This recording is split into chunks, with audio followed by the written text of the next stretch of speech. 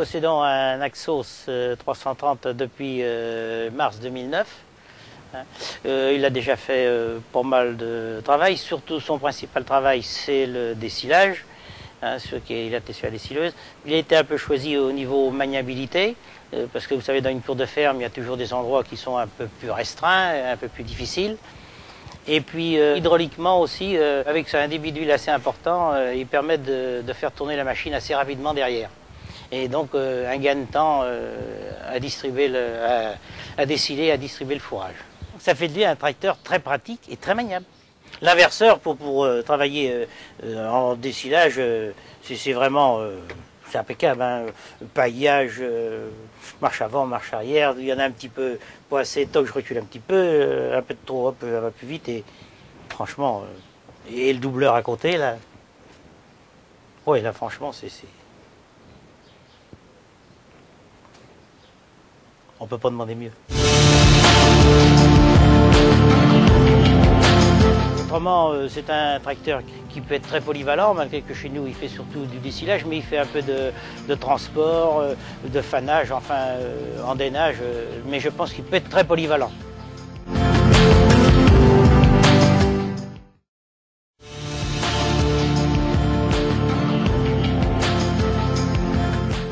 Le choix de l'Arion 640, c'est un tracteur très simple à utiliser, faible consommation et très polyvalent. Il peut déchaumer, semer l'engrais, semer du blé, tirer une remorque, il peut tout faire. Avec un gros intérêt au niveau de sa boîte de vitesse qui est très souple d'utilisation et son moteur avec le boost de surpuissance qui permet de descendre un champ en 150 chevaux et d'attaquer les montées avec 170. Ce qui permet de réduire les consommations. En consommation hectare, avec le semoir qui est attelé aujourd'hui, je suis entre 3 et 4 litres à l'hectare, tout en semant à peu près en rendement net 6 hectares à l'heure.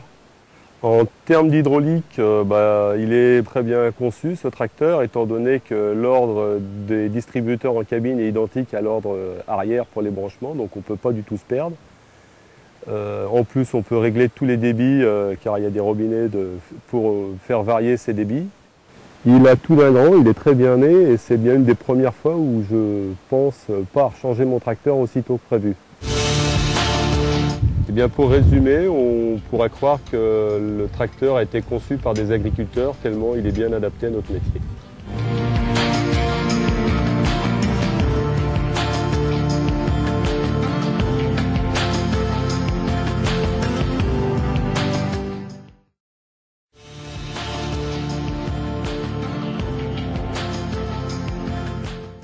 Mathieu Lazarec, la SARL des Trois Fermes, à Aulnay-aux-Planches dans la Marne. Nous sommes possesseurs de 3 actions, dont 2 actions 850.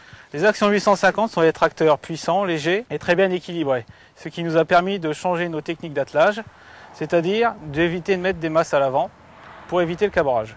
Le fait de ne pas mettre de masse à l'avant nous permet de gagner en consommation ainsi qu'en usure des pneumatiques. C'est des tracteurs qui sont confortables à conduire grâce au pont avant suspendu ainsi que la cabine suspendue. L'Action 850 est très efficace au travail grâce à son électronique embarquée. Venez voir.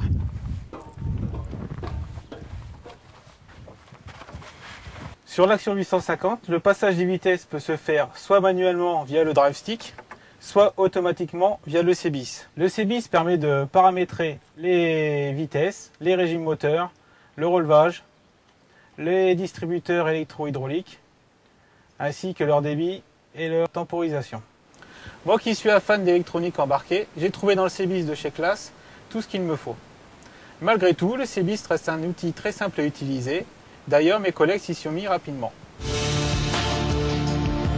On a choisi d'acheter des actions pour leur polyvalence, un équilibre phénoménal, donc une efficacité au travail incomparable.